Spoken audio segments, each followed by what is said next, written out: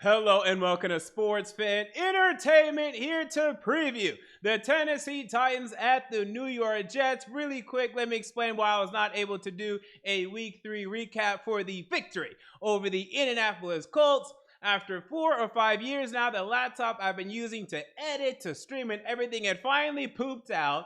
The good news is it finally gave me a reason to spend some dough on some quality equipment. So just because of that alone, maybe not because of that alone, but because I made the investment in that, you can expect me to be consistent moving forward. I will be here on Sunday. I've cleared out my schedule on Sunday after each and every game, except for the Monday Night Football game, because that'll be Monday night. Except for October 20, I want to say maybe October 30 or 31st. Except for October 31st and December 12th. But even then, I'll record a quick little video. I'm just going to be out of town on those weekends. But I'll record like a quick little video on Instagram or something and put it up my reaction to the game. But now we should be good to go for the rest of the year. No, we're not going to should be. We will be good to go. Now, with that said, we do have to discuss what happened in the game a little bit. You know, we'll do this quicker than we normally do. But I know you guys want my damn opinion. That's what you're here for, so let's do it. So, Titans got it done against the Colts 25-16 in a fashion that I was not quite expecting. It was a defensive win for this football team. Wow. As we had a number of players step up. Now, first, let's start with the player that I want to trash, and then we'll go positive, right? I have to have a little negative spin sometimes. Rashaan Evans. Leave. I mean, please. I mean, I'm begging you. I'm waiting. I'm counting down the days until Rashaan Evans' contract runs out in Tennessee. This guy is irrelevant. And the fact that David Long is able to make way more of an impact, and I know he's a smaller linebacker. They don't exactly play the same. I don't care anymore. Get Rashaan Evans out of there tomorrow. I'm counting down the days. I don't even think he will be in the league. Listen to me very clearly. I don't even think he'll be in the league in 2 years. This is a flame-out situation. He cannot play. Get him out. Now, with that said, we're going to go positive from there. And let me tell you, man, this pass rush showed up in this game. And what a better quarterback to show up against than Carson Wentz. I mean, the guy sees ghosts all the time, and we were able to take advantage of that in this game. Let us start by giving praise. I gave it actually third on this list, but let's start with him first, actually. Ola Adeni. Okay, as I have in the scrolling text, Ola Adeni. I mean, my goodness. Maybe we have a rotational pass rusher. Maybe. I mean, it's nice to see. He had a sack in now 2 weeks ago against the Seattle Seahawks. Had a second half in this game, applied consistent pressure, and now you're seeing some improvement from Harold Landry. There's a pass rush maybe forming here. Now we're going to get into Bud Dupree because it doesn't look like, in fact, he will not play this upcoming week, and that is very unfortunate. But with Adeni playing the way he's playing and Harold Landry, we might be okay. We might be. But then also Rashad Weaver has what was likely a season-ending injury, so that's also frustrating. God, we can't figure it out. But we were able to harass Carson Wentz. You saw improvement there. David Long, by the way, man, he was making plays, making an impact not only in the run game, also special teams a little bit. I mean, the guy needs to be on the field. I want him on the field, especially if we don't have plans for Jayon Brown long-term. Well, then who do we have plans for long-term at inside linebacker? Well, it needs to be David Long, because it better not be Rashaan Evans. Dear God, it better not be Rashaan Evans. So those are my thoughts when it comes to the linebackers. The secondary, well, look, welcome to Fulton County Jail. Christian Fulton. Man, this man is locking people down. Wow, Sheriff Fulton. I mean, this guy's playing well. And, I mean, right now, he is our best corner. Is he our cornerback one? Well, I mean, he's been covering a lot of the best wide receivers on the opposite team. He's been playing the role on the tape. And I was expecting this when we drafted him. Okay? Now, the rookie year was not what I hoped it would be, but it was a rookie year. And now he's ascending to where you should be. We should have took him in the first round. Okay, we should have took him in the first round. Considering also the fact that the quarterbacks we didn't take that went in the first round, Noah Igbo-Bignay and Jeff Gladney, aren't even in the league. I think Noah's barely in the league, and Gladney I don't think is. So obviously, we should have taken him in the first round. And then who knows who would have gotten in the second round. Not too many players have panned out yet from the second round of that draft, but, you know, and even the late first round of that draft. But still, you know, the Xavier Wilson, almost threw up just saying the name. New York Giants. Good luck with that. Now, we move on from the defensive side a little bit. Is there anything else I want to discuss secondary-wise? I mean, Kevin Byard, sometimes a little late at times still when it comes to the run game. Dane Cruikshank, way better than Brandon McDougal. And made some plays. Okay. I still want him on the hooker starting over him. I don't think it's close. But Dane Cruikshank, okay. And then also, Laurel Murchison made a play or two. Maybe he can play. Maybe. I'm not convinced quite yet. Now let's move to the offense, where Tannehill made some plays.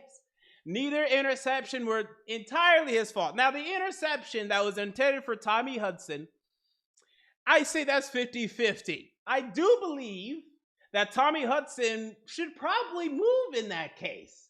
Yeah, because he stood back waiting for the pass, and then it was very touchy to go whether or not if you're Hudson, whether you should move to try to get, you know, some sort of separation because you don't know where the linebacker is behind you, Darius Leonard. That makes sense. They don't have that rapport yet. So to me, that was 50-50. Now, obviously, the pass that was intended for Chester Rogers, okay, that was all on Chester Rogers, 100%. It's not even close. So Tannehill, to me, gets a half interception for this game. But he played well. He ran well. I mean, getting first down, extending plays, extending drives. I mean, he's able to do that, and he's able to stay healthy while doing that. Now, again, keep getting down. Don't be yourself in harm's way, but use that size, use that athleticism to our advantage. Thank you, Ryan Tannehill. This was his best game of the season. Honestly. And then Derrick Henry, still King Henry, not many holes in this game, but he had one very impressive catch in the screen game where he accelerated pretty quickly. I mean, the guy can accelerate. I don't know why people are still doubting this. Get him more involved in the screen game. As long as the blocking's there, he can take it home. And then outside of that, let's talk about these wide receivers. And that's going to be the topic of this video pretty much. You know, the headline of this video. As Julio Jones went out of the game in the fourth quarter. Now, Mike Vrabel said after the game, he was being vague, really. He was saying that some guys get tight, whatever. Reporters asking questions. He wasn't able to give a definitive answer. But then as we saw as the week went on, Julio Jones has an injury, and he will be out for this upcoming game against the New York Jets with a hamstring injury. As I feel like Beyonce, I mean, this is bad. As A.J. Brown is also out, people. This is no good. Wow. So we're going to talk about these wide receivers for the next game. As Chester Rogers, again, really was responsible for picking this game.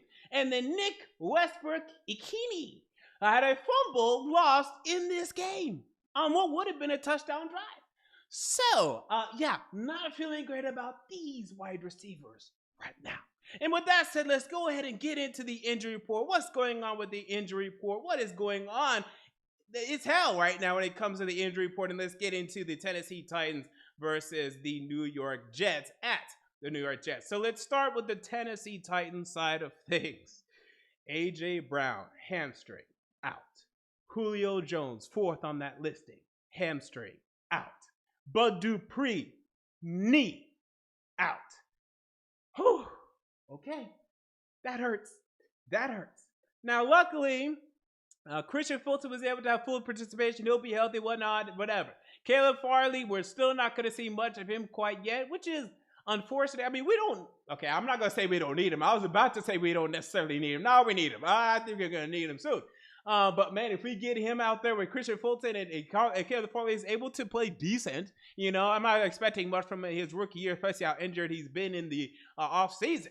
And into the season. But if he's able to be decent at least, are we going to talk about a lockdown secondary? I don't even want to say it. Yeah, I don't want to say it. I don't want to jinx it, but we could be talking about it. We could be looking at it. Taylor Lewan should be fine. Laurel Murchison will be out. That's unfortunate, as I'm seeing some signs of growth from him. And then how about this Brett Kern will be out? What the hell is going on here? Now, Brett Kern, who has been nothing but consistent for this team, who we expect so much from, and has been sometimes the MVP for this team, especially in some of the worst years.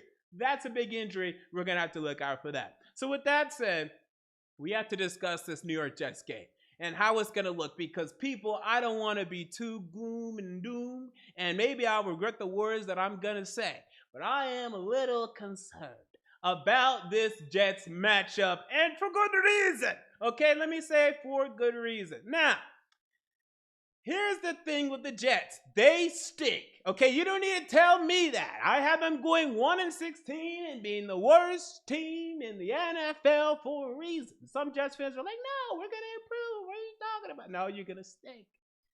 However, the Jets are now desperate. In fact, they're desperate as hell.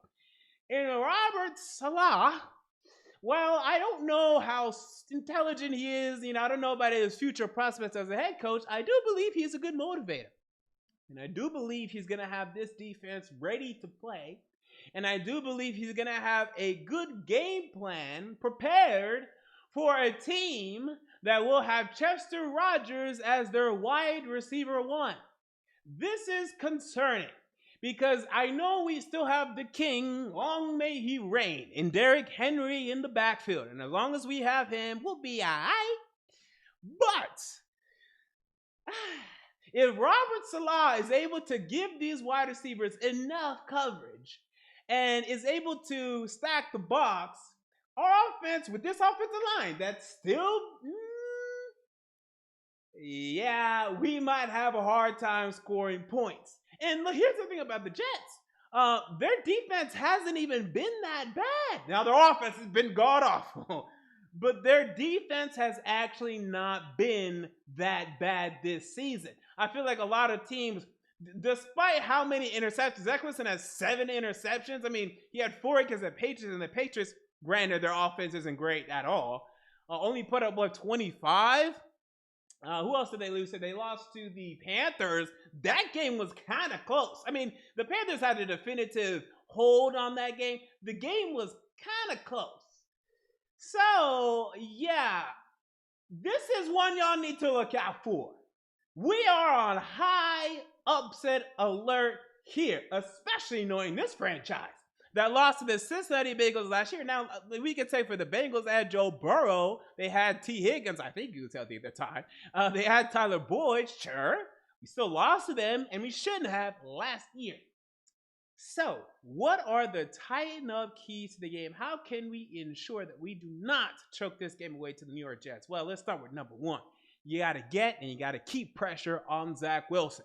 And more importantly, maybe more importantly, actually, you have to contain him. The kid can run.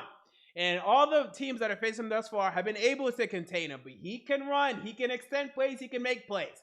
And Corey Davis is very motivated. Apparently, we didn't even give him a contract offer in the offseason. He wants to prove that this team made a huge mistake as he looks across the sideline and doesn't see a wide receiver near his caliber that's healthy right now for our team. He's going to prove a point. He's going to have a good game.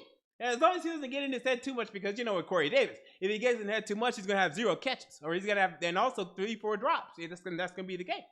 But I think he's going to have a big game. And then now Jamison Crowder is getting healthy for them. And that's a veteran wide receiver that they needed opposite of Corey Davis, because this Elijah Moore has a long way to go. This Denzel Mims, I don't think he'll ever be anything. And I don't even know what their tight end position is, and I really don't care. But the wide receiver, they're going to make some plays. So Christian Fulton, I need you to lock down Corey Davis a little bit. Talk some smack to him. Get in his head. Just like how you got in the head of DK Metcalf. Get in his head. Because he's a little weak upstairs. All right, just a little bit. So you can get in his head. Do a little bit of that. So I need to see that. Number 2. We got to get Josh Reynolds and Anthony Ferguson involved. Here's the thing. I know Chester Waters has gotten the hype early in the season and definitely in the offseason training camp with him. He's still Chester Rogers. I like him. But y'all kept telling me all off season long, how Josh Reynolds was going to be the wide receiver 2 for this team and how that wasn't a problem. Okay, well then let's see it. Let's see it. All right, this is going to be the test because he's not been integrated in this offense at all, and he's dealt with injuries, and I understand that. But I am thanking God that we signed Julio Jones right now. Dear God. Okay, Julio, Josh Reynolds, wide receiver 2. So lucky that discussion's over. But he's gonna have to be wide receiver maybe 1 in this one, and he'll do all right. Like I said, I don't hate Josh Reynolds. I think he's actually decent, but he's only decent, and we need to get him involved. Ferkser is back. He's healthy, and he's gonna have to need to be a bigger part of, or just a part really, of this passing and receiving game. I think he will be. I think he'll show up. You take advantage of the Jets linebackers who are very young, inexperienced, starting 2 weekly linebackers right now, and the other one stinks. Okay, so don't worry about the Jets linebackers. Anthony Ferkser, do your thing. And then finally, tighten up key number 3. Let the king finish the job. When we get ahead, hopefully we do, by a considerable amount, trust in Derrick Henry. Throw the occasional play action to a Josh Reynolds, but mainly let the king drive us home. And let's leave this game healthy. Okay, please leave this game healthy. So what is my prediction as it pertains to this game? Titans versus Jets. Well, yeah, people, I think this is going to be a close one. I know, it's so sad.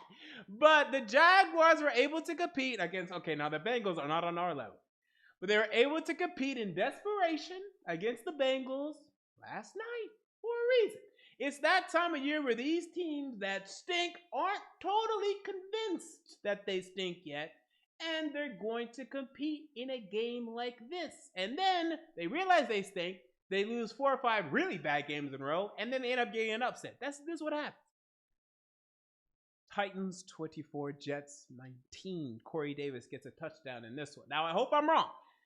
But I think with our outside linebacker situation right now, I think Zach Wilson's going to make some plays, finally have a decent, not a great game, decent game as a rookie in this league. Make some mistakes that we take advantage of and we ultimately win the game. But we are on upset alert here. And then even next week, as the Jaguars will be reeling off of their Thursday Night Football loss and they'll be off of 10 days rest. Do not sleep on these two teams here. We need to take care of business right now. I know this division is relatively, and for all intents and purposes, already locked up, but we can still choke. I mean, I don't trust this team. I trust this team, but to a certain extent. Let's get the job done on Sunday. So with that said, this has been MJ of Sports Fan Entertainment. Stick around for a new intro, by the way. What are your thoughts on the Titans versus Jets game? Am I overreacting? Do the Jets have no chance in hell, or am I right with my upset inkling here? Let me know in the comments down below. And until next time, I'm out. See you all later.